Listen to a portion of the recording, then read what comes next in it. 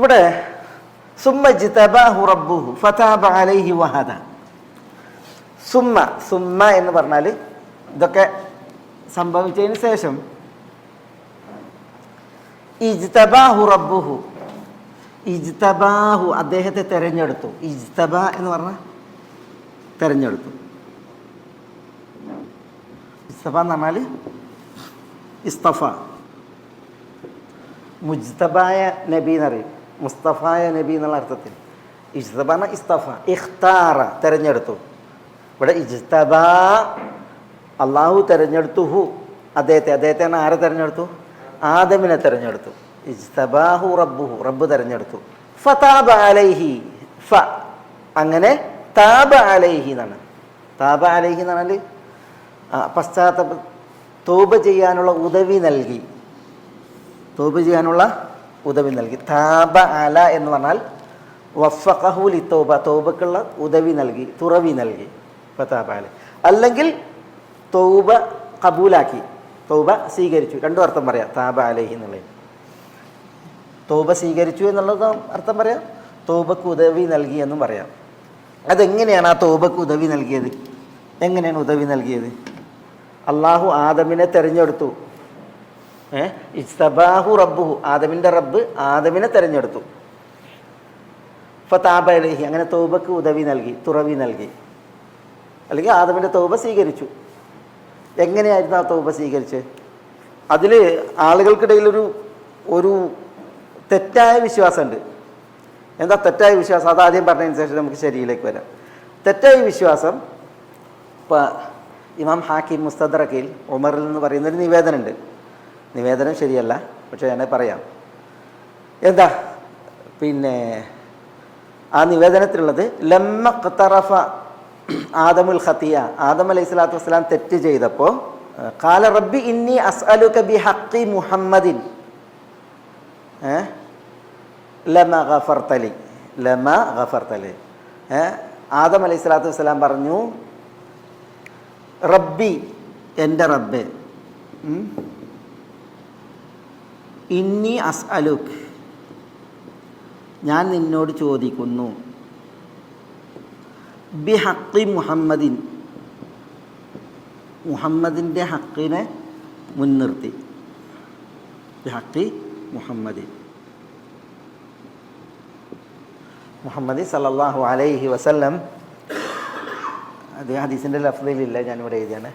ബിഹഖി മുഹമ്മദിൻ, മുഹമ്മദിൻ്റെ ഹക്ക് കൊണ്ട് ഞാൻ നിന്നോട് ചോദിക്കുന്നു, ലമാ ഗഫർതലി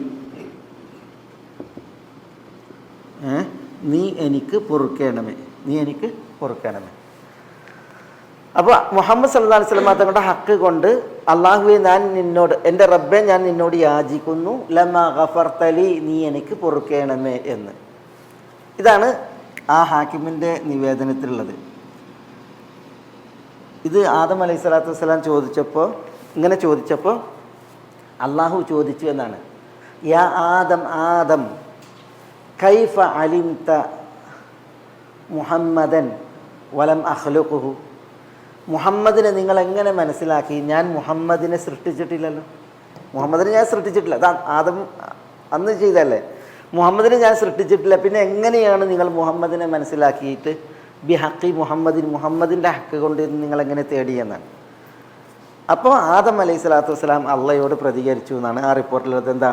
യാ റബ്ബ് ലമ്മ ഖലഖ്തനി ബിയദൈക വനഫഖ്ത ഫിയ മിൻ റൂഹിക് റഫഅതു റഅസി. ആദം പറഞ്ഞു എന്നാണ്, റബ്ബേ നീ നിൻ്റെ ഇരു കരങ്ങൾ കൊണ്ട് എന്നെ സൃഷ്ടിച്ചപ്പോൾ, നിൻ്റെ റൂഹിൽ നിന്ന് നീ എന്നിൽ ഊതിയപ്പോൾ, റഫഅതു റഅസി ഞാൻ എൻ്റെ തല ഉയർത്തി. ഫറഅയ്തു അലാ ഖവായിമിൽ അർഷ്, അപ്പോൾ ഞാൻ അർഷിൻ്റെ, അള്ളാൻ്റെ അർഷിൻ്റെ തൂണിൽ കണ്ടു. അർഷിനുള്ള ഖവായിം എന്ന് പറഞ്ഞാൽ അർഷിൻ്റെ കാലുകൾ, അർഷിൻ്റെ കാലുകളിൽ ഞാൻ കണ്ടു. എന്ത് കണ്ടു? മക്തൂബൻ, ഇങ്ങനെ എഴുതപ്പെട്ടത്. എന്താ എഴുതപ്പെട്ടത്?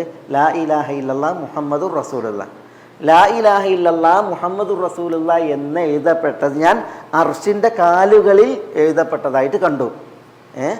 ഫഅലിംതു, അതോടുകൂടി ഞാൻ മനസ്സിലാക്കി, അന്നക ലാ തുദീഫു ഇലാ നഫ്സിക് ഇല്ലാ അഹബ്ബൽ ഖൽഖി ഇലൈക്, നീ ഒരിക്കലും നിന്നിലേക്ക് നിനക്ക് ഏറ്റവും ഇഷ്ടപ്പെട്ട ഒരാളല്ലാതെ ചേർത്ത് പറയില്ല എന്ന് ഞാൻ മനസ്സിലാക്കി.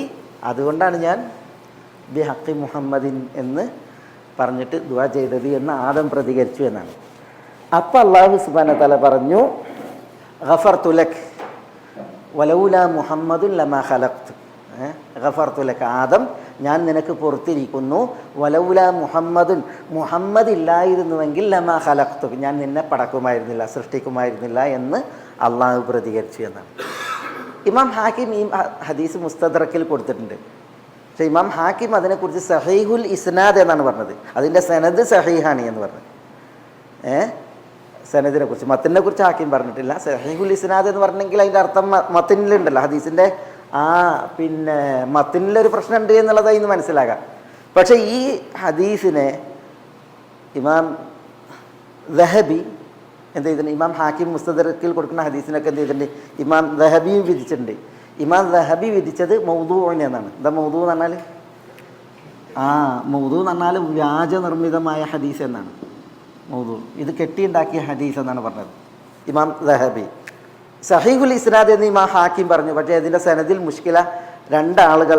ഒന്ന് അബ്ദുറഹ്മാൻ ഇബ്നു സെയ്ദ് ബിൻ അസ്ലം, അദ്ദേഹം വാഹിൻ എന്നാണ്, തീർത്തും ദുർബല റാവി എന്നാണ്. പിന്നെ അതിൽ മറ്റൊരു റാവി ഉണ്ട്, അത് അബ്ദുല്ലാ ഇബ്നു മുസ്ലിം അൽ ഫിഹിരിയാണ്. അബ്ദുല്ലാ ഇബ്നു മുസ്ലിം അൽ ഫിഹിരി, അദ്ദേഹത്തെക്കുറിച്ച് പറഞ്ഞത് മുത്തഹമും ബിൽ കദിബ് എന്നാണ്, വ്യാജ ഹദീസ് നിർമ്മിക്കുന്ന ആൾ എന്ന് പിന്നെ മൂപ്പരെ കുറിച്ച് വിധിക്കപ്പെട്ടിട്ടുണ്ട്. മനസ്സിലായി? വ്യാജ ഹദീസ് ഉണ്ടാക്കുന്ന ആൾ എന്ന് പറയപ്പെട്ട അബ്ദുല്ലാ ഇബ്നു മുസ്ലിം അൽ ഫിഹിരി എന്ന് പറയുന്ന റാവി ഉണ്ട്. അതുകൊണ്ട് തന്നെ ഇമാം ദഹബി പറഞ്ഞത് മൗദൂഅൻ, ഈ ഹദീസ് എന്താണ്, വ്യാജ നിർമ്മിതമാണ് എന്നാണ്. പക്ഷേ ഈ ഹദീസാണ് നമ്മളെ പല മുസ്ലിയാക്കന്മാരും ഉദ്ധരിക്കുക. നസ്ലാസ്ലം മാത്രം കണ്ട ഹക്ക് കൊണ്ട് തേടാന്നുള്ളതിന് ഇത് കൊടുക്കും. തബ്ലീഗുകാരുടെ കിതാബിലുണ്ട്, തബ്ലീഗുകാരുടെ ഫളായിൽ അമാലുണ്ടല്ലോ, ഈ ഇത് കൊടുത്തിട്ടുണ്ട്. ഹക്ക് ബർക്കത്ത് കൊണ്ട് തേടാൻ തെളിവെടുക്കാനാണ് ഇതൊക്കെ ആളുകൾ ഉദ്ധരിക്കാറ്. പക്ഷേ ഹദീസ് അതിന് തെളിവിന് യോഗ്യമല്ല. ഹദീസ് ദുർബലാണ്, മൗദൂഅാണ്.